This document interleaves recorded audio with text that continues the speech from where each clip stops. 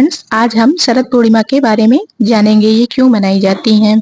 शरद पूर्णिमा को कोजागिरी पूर्णिमा भी कहा जाता है, रास पूर्णिमा भी कहा जाता है तथा कुछ क्षेत्रों में इस व्रत को कौमुदी व्रत भी कहा जाता है। शरद पूर्णिमा पर चंद्रमा भगवान व विष्णु भगवान का पूजन व्रत किया जाता है, कथा पढ़ी जाती है। धर्म ग्रंथों के अनुसार इसी दिन चंद्रमा अपनी 16 कलाओं से परिपूर्ण होते हैं।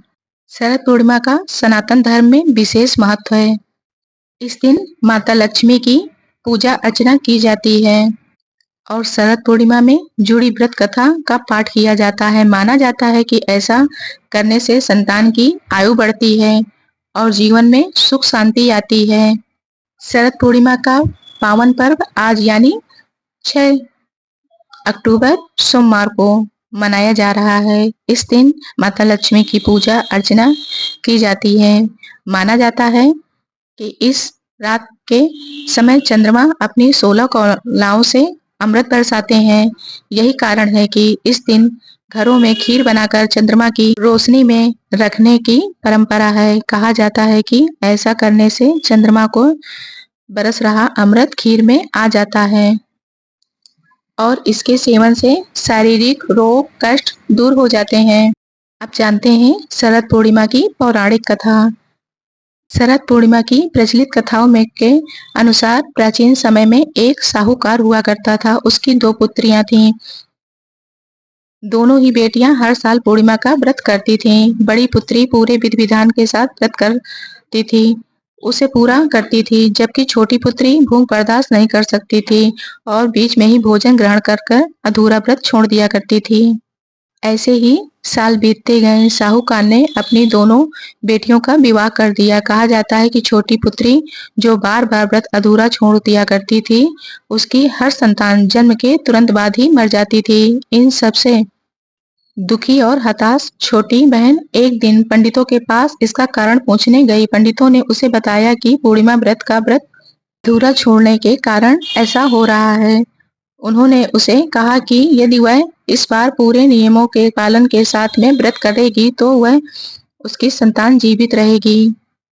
इसके बाद छोटी बहन ने पंडितों से कहे जाने के अनुसार विधि विधान से व्रत किया और कुछ समय बाद उसे एक पुत्र हुआ, लेकिन कुछ दिनों बाद वह भी बच्चा जीवित नहीं रह पाया।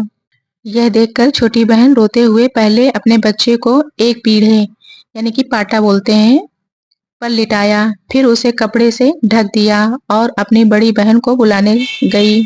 जब बड़ी बहन आई तो छोटी बहन ने उसे पीढ़े पर बैठने को कहा जहां उसने अपने मृत बच्चे को लिटाकर रखा था। जैसे ही बड़ी बहन उस पर बैठने लगी तो उसकी साड़ी का एक हिस्सा बच्चे को छू गया और बच्चा अचानक से रोने लगा। यह देख करके बड़ी बहन चौंक गई और उसने गुस्से में अपनी बहन से कहा, तुम मुझे कलंकित करना चाहती हो? अगर यह मर जाता तो दोष मुझे दिया जाता। इस पर छोटी बहन ने रोते हुए कहा, दीदी यह तो पहले ही से मरा हुआ है, तुम्हारे पुण्य और पूर्णिमा का व्रत के कारण यह जीवित हुआ है।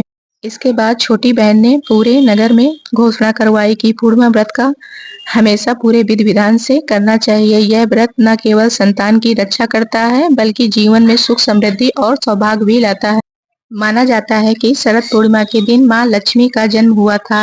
ऐसे में धन की प्राप्ति के लिए ये दिन सबसे उत्तम है। शरद पूर्णिमा व्रत से जुड़ी एक और पौराणिक कथा है। कहते हैं कि इस कथा का पाठ करने से बड़ी से बड़ी विपत्ति टल जाती है।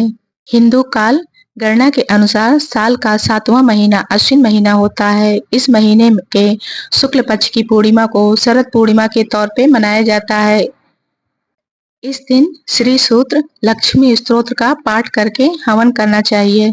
ऐसा करने से माता लक्ष्मी खुश होती हैं और भक्तों को धन धान मान प्रतिष्ठा प्रदान करती हैं। इस दिन खीर बना करके माँ को भोग लगाया जाता है और उसी खीर को चंद्र की रोशनी में रखा जाता है। मान्यता है कि चंद्र की रोशनी में खीर रखने से और उसे खाने वाले शारीरिक रोग पीड़ा से मुक्त हो जाते हैं।